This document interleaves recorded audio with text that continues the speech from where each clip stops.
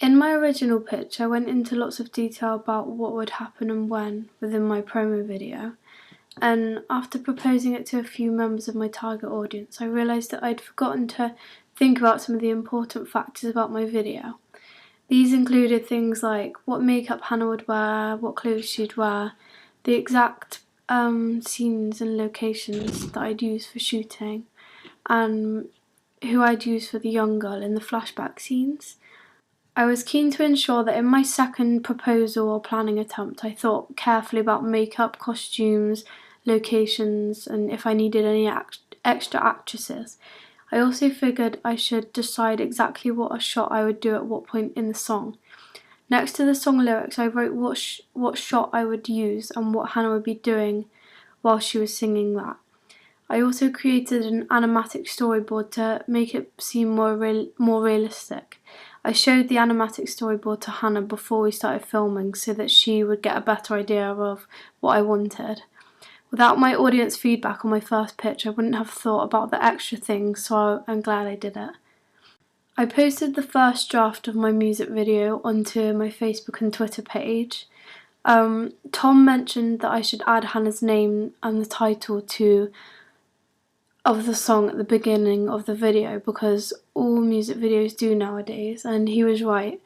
It was important that I added this because otherwise viewers would have had no idea who Hannah was or what the song was called, so they wouldn't have been able to search online if they wanted to know more about her or the song.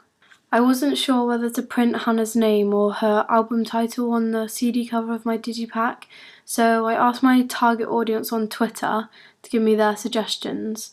Everyone who replied said to me that I should use the album title, so I did. I also posted the first draft of my magazine advert to my Twitter to get my audience's opinions on it and see if they'd like to see anything extra be added to it. I listened to this feedback and made both the changes that my audience had suggested, which was adding social media logos to it to promote Hannah even more, and filling out the bottom left corner as it looked a bit empty and there was nothing there.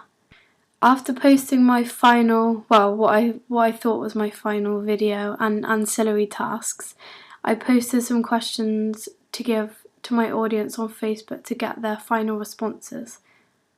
100% of the people who gave me feedback said that they would feel more inclined to buying the album after seeing the promo video or the magazine advert. This was my main aim, to get people to buy Hannah's album to boost her career, so I've achieved my aim. 100% of the people who gave me feedback also said that they would visit Hannah's Facebook and or Twitter page after seeing the logos on the magazine advertisement. They thought it was a perfect way to find out more about Hannah because they regularly use Facebook and or Twitter themselves anyway. 4 people said that they would prefer to download the album from iTunes for reasons like it's more convenient and easier to put the music straight onto their iPod. 2 people said that they would prefer to buy the physical copy of the CD so that they could easily play it in their car. I didn't know how much to sell Hannah's album for before I did my research, but from asking my target audience, I now know how much they'd be willing to pay. The range for the price that my audience said that they would pay for the album is between £5 and £9, so that makes it an average of £7, so I've decided that I'd sell it for £7.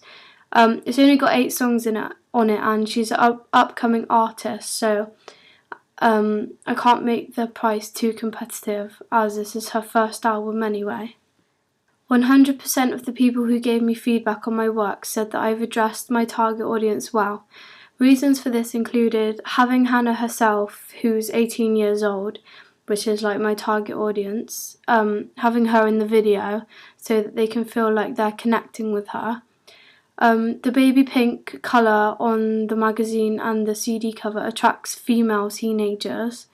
By including a Facebook and Twitter logo on the magazine advert, because a lot of teenagers are on one of these social networking sites anyway, so it's easy for them to go onto it and just have a look at what Hannah does. Teenagers who've been through child abuse can relate to Hannah's lyrics, and the font is easy to read. 100% of the people who gave me feedback on my work said that they could recognise a number of links between my pieces.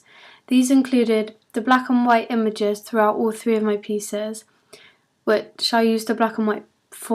They recognised that I was trying to create a mellow atmosphere from the earthy colours and the scenery. The way that some of the scenes didn't run into each other smoothly, like I used a cross blur on iMovie to move from the black and white film to the colour film, that reinforced the difficult and negative subject that the lyrics of the song talked about. My audience liked the use of my flashback moods that I used, because they're not in like every other music video, they're something different. One person said that they were glad that I didn't use crazy fonts or images, as this would have not fitted the theme of the song, which was child abuse, and I agree with her.